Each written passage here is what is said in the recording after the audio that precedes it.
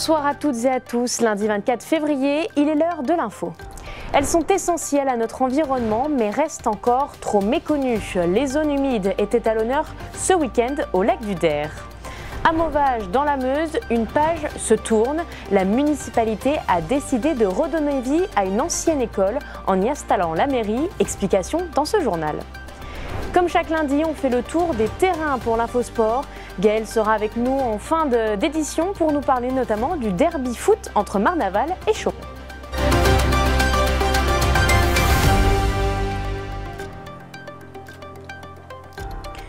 Une fuite de gaz s'est déclarée ce lundi après-midi rue de Verdun à Chaumont, mobilisant les pompiers et les équipes de GRDF. L'origine du problème provient d'un réseau souterrain sans danger immédiat pour les habitants. Par mesure de précaution, la rue a tout de même été fermée à la circulation automobiliste jusqu'à nouvel ordre, bien que le passage des piétons reste autorisé. Les autorités recommandent aux automobilistes d'éviter le secteur et d'emprunter des itinéraires alternatifs. Le week-end dernier, et pour la première fois, des animations ont eu lieu au lac du Der pour sensibiliser les promeneurs et les curieux sur les zones humides. Au programme, des expositions, des conférences et des animations pour les enfants. La journée mondiale a eu lieu le 2 février, mais elle peut être célébrée tout le mois de février. Et vous allez le voir avec Célia Richard et Léo Martin. Dans le Grand Est, le lac du Der est un lieu important pour les zones humides. Alors, dans la région, le mois de février est consacré à des animations autour de ces espaces. Ce sont des milieux extrêmement fragiles qui ont beaucoup disparu et qui sont très très précieux parce qu'ils rendent énormément de services, notamment à nous les humains. C'est des hotspots de biodiversité, ils retiennent du carbone et ce sont des éponges. Donc c'est-à-dire qu'ils vont garder l'eau au moment d'abondance de pluie par exemple et ils vont être en capacité de restituer cette eau sur les périodes de sécheresse. Donc c'est des milieux extrêmement précieux. La journée mondiale des zones humides le 2 février a été un bon prétexte pour valoriser au niveau local ces écosystèmes fragiles et indispensables. Le lac artificiel et ses 48 km² de surface en fait bien évidemment partie. Tout le week-end, l'église Champaubert a accueilli des animations pour expliquer les problématiques et les enjeux des zones humides. On va faire des événements pour sensibiliser le public à ces milieux qui, de premier abord, sont pas très sexy, on peut dire, puisque humidité, donc on va pas pouvoir cultiver beaucoup. On va se dire qu'il va y avoir des moustiques, puisqu'effectivement, il va pouvoir y avoir des pontes, des larves. Donc des milieux qui, du coup, effectivement, ne sont pas très attrayants au premier abord. Donc l'idée, c'est de dépasser justement cette image-là et d'aller sur les fonctions écosystémiques. Une vingtaine de spectateurs se sont réunis dans l'église Champaubert pour regarder une exposition de photos subaquatiques, mais aussi découvrir une conférence sur les animaux en eau douce. Un moyen de comprendre le rapprochement entre biodiversité et zones humides. On ne peut pas dire que le lac lui-même soit une zone humide, mais l'ensemble des milieux et des habitats qu'on peut trouver autour du lac sont des zones humides. Ce qu'il y a à faire pour protéger les zones humides, c'est ne plus construire au niveau urbanisme, c'est éviter au maximum de construire dans le lit majeur d'un cours d'eau, sinon il faut le recalibrer, il faut l'endiguer, et là ça devient un canal et ce n'est plus une rivière. Et donc on perd toute la biodiversité, on perd que ce soit animal ou végétal, ou la ripisylve, les arbres de la ripisylve, etc. Près de 300 000 hectares de la région Grand Est sont concernés par les zones humides. En France, ces milieux représentent 30% du territoire. Depuis 4 ans, la municipalité de Mauvage, dans la Meuse, veut réhabiliter une ancienne école au sein du village. Pour cela, la mairie va déménager juste en face de chez elle, dans l'établissement scolaire fermé depuis des années. Un moyen de sauvegarder le patrimoine local, mais aussi de faire en sorte de libérer des nouveaux bâtiments pour la population. Les détails avec Léo Martin. Les bancs, les tables et les cahiers ont depuis longtemps déserté les lieux. Cette ancienne école doit se transformer en mairie. Fermée il y a plus d'une vingtaine d'années, elle était jusqu'à présent prêtée à des associations, mais le coût du chauffage pour la commune était trop important. La municipalité a donc décidé de réhabiliter ce bâtiment et d'y installer la mairie.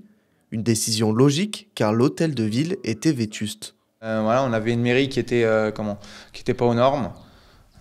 Sans sanitaire, sans les commodités d'usage aujourd'hui. Et on avait le bâtiment là qui était mis à disposition au tissu associatif.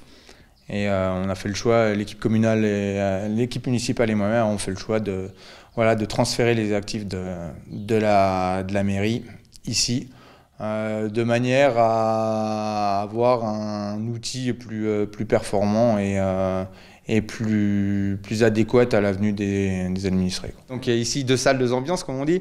Donc la partie ici sera plus réunion, salle de convivialité. La partie qui est derrière nous sera plus institutionnelle, on va dire, secrétariat et bureau du maire, archives. Ces travaux ont coûté plus d'1 million d'euros, un coût important pour la commune. Les travaux devraient débuter en avril prochain. Le maire du village s'imagine déjà dans son hall d'entrée. La fenêtre, là, puis on met une porte. Donc l'entrée se fait ici. Toute la partie là, c'est pareil, on l'écroule, on fera juste il y aura une verrière pour mettre en sécurité la secrétaire, donc le secrétariat là. La future mairie devrait voir le jour d'ici 1 an. L'objectif est de réhabiliter le patrimoine communal. C'est déjà rendre hommage aux anciens, enfin respecter les anciens qui sont battus pour avoir ce qu'on a aujourd'hui.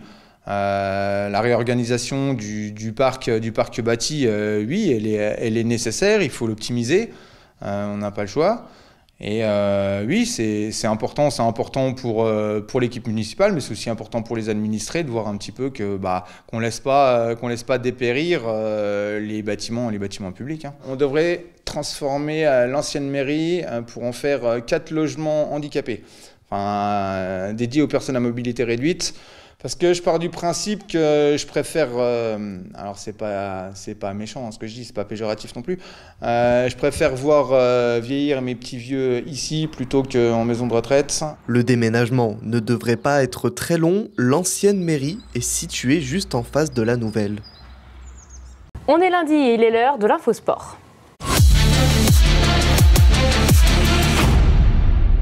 Bonsoir Gaël. Bonsoir Clémentine, bonsoir à tous. Comme chaque lundi, je vous embarque pour 10 minutes de sport 100% local. On va revenir sur tous les résultats de la semaine. Et ce soir, on va parler basket, foot, mais aussi tennis. Et on débute tout de suite avec la course à pied et la déception de Félix Bourg à Séville. Ouais, c'était son gros objectif de la saison. Ce pourquoi il s'est entraîné tout l'automne et tout l'hiver pour atteindre les minima mondiaux sur marathon dimanche matin dans les rues de Séville. Félix Bourg devait tout simplement battre son record. Mais une grosse ampoule au pied et certains détails de course lui ont fait perdre des précieuses secondes.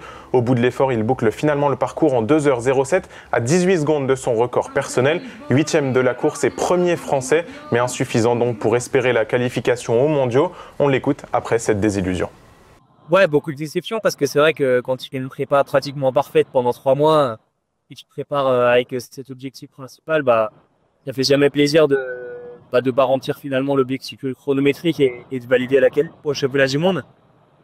Et après, voilà, j'ai de rester positif. C'était que mon 4e marathon. Je fais quand même ma deuxième meilleure perf pour le moment. Donc tout n'est pas à jeter. La prépa, elle est quand même acquise. Ça restera quand même dans les jambes. Donc je me dis que ça me servira forcément pour cet aider avec l'optique d'essayer d'aller chercher la qualif du coup sur les 10 000 mètres, quoi. Et sur 10 000, les minima, ils sont fixés à 27,10. Donc l'idée, ça va être... il était 27,27 l'année dernière. Donc je suis pas non plus hyper loin. Donc l'idée, c'est d'essayer de continuer à progresser sur le plus court, de se servir aussi de cette prépa marathon pour basculer sur 10 000 dans les meilleures conditions et essayer d'aller chercher un grand chrono, quoi. Il voulait aussi courir aux France de Cross ce week-end, mais ça dépendra de l'état de son pied. Un autre athlète local a aussi couru un marathon, mais c'était en trail cette fois-ci. Après un bel effort, il a obtenu la 3e place à l'arrivée.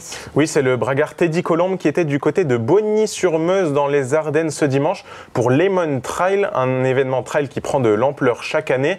Teddy a bouclé les 42 km avec 2000 mètres de dénivelé positif au passage quand même en 3h51 et donc la 3e place, tu l'as dit. Un nouveau beau résultat pour le champion de Haute-Marne de cross. On ouvre les sports collectifs avec du foot pour commencer. Et ce week-end, c'était le derby en Haute-Marne. Chaumont recevait Marnaval. Oui, jour de derby, effectivement, au stade Georges Daudin sous le soleil chaumontais, vous le voyez. Un début de match plutôt équilibré avec quelques occasions de chaque côté. Les Chaumontais tentent des mouvements offensifs, mais sans grandes intentions et un peu imprécis. Ils se découvrent trop des brèches en contre-attaque que vont savoir exploiter les Marnavalais. 45e minute, ce corner chaumontais dégagé dégagée qui va finalement se transformer en offensive marnavalaise. Axel Gérard, décalé sur le côté droit, parvient à centrer et toucher Yacine Beraled qui remise sur Andrea Gérard cette fois. Avec l'aide du poteau, le numéro 10 marnavalais ouvre le score juste avant la mi-temps. Une belle bouffée d'oxygène pour les joueurs d'Antoine Briard. Et à la reprise, Chaumont va essayer de renverser la vapeur, mais là aussi presque impuissant. Marnaval, au contraire, joue avec ses armes et joue juste. Triplé de Beraled, puis but de Camara, victoire 5-1 au final pour les joueurs d'Antoine Briard. Ça valait bien un chant de victoire avec les supporters.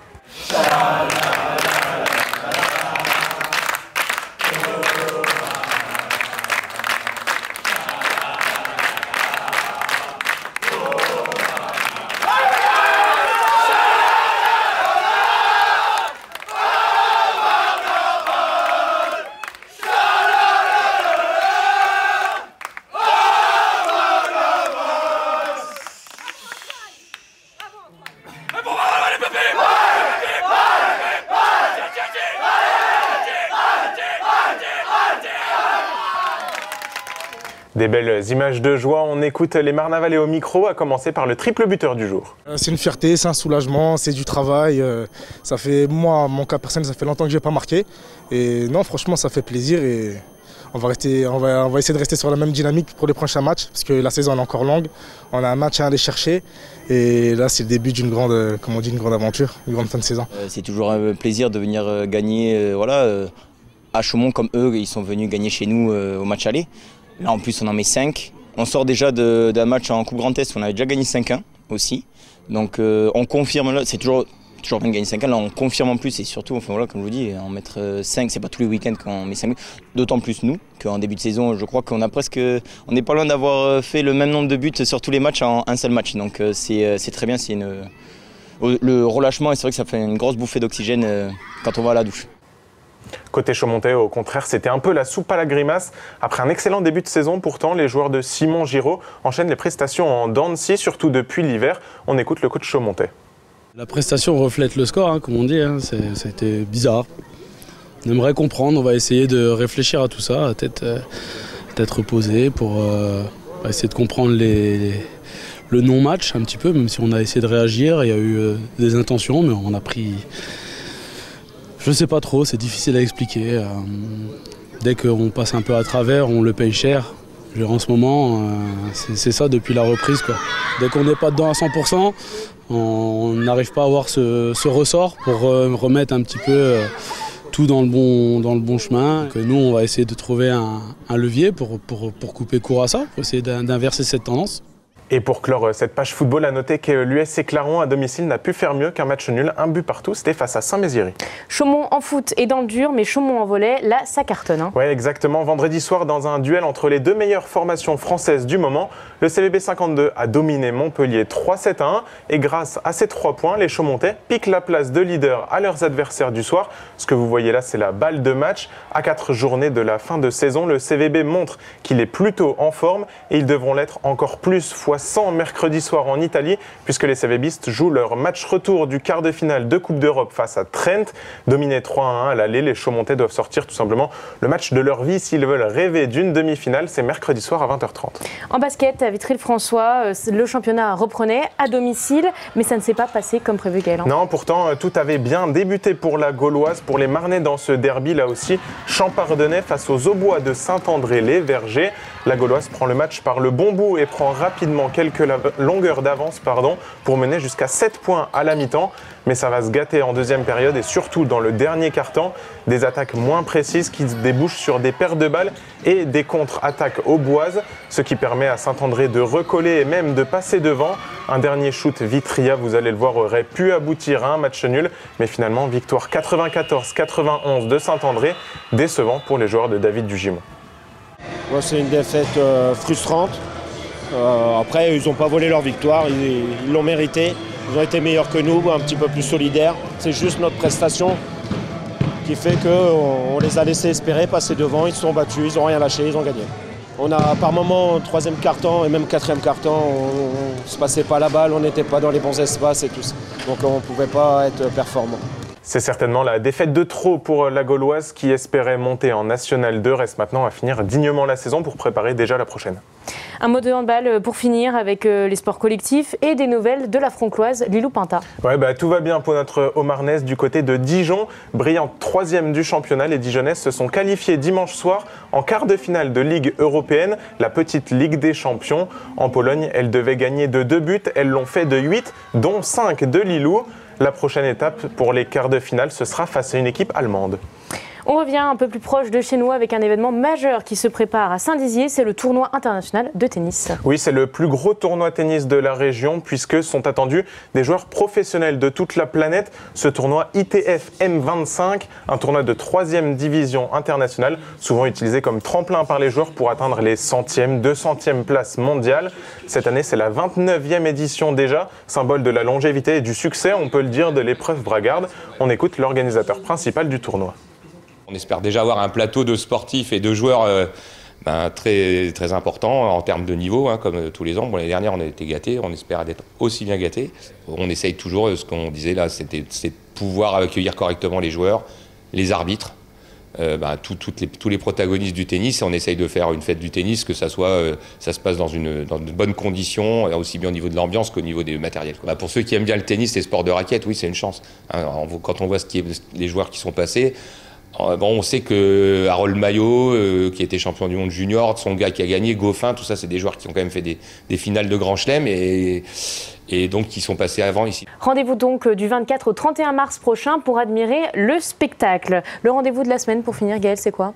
Ouais, c'est le trail de la reprise direction Heurville dimanche matin pour le trail organisé par le B-Trail 52. Une course de 15 km et une marche de 10 vous attendent. Départ à partir de 10h. Merci Gaël et puis on te retrouve lundi prochain pour un nouvel Infosport. Bonne semaine à tous, à lundi.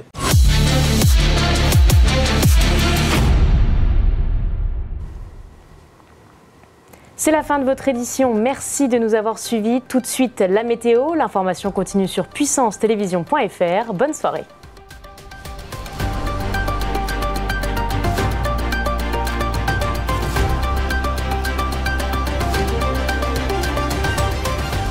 Toute l'actualité en continu à retrouver sur notre site internet et notre application mobile.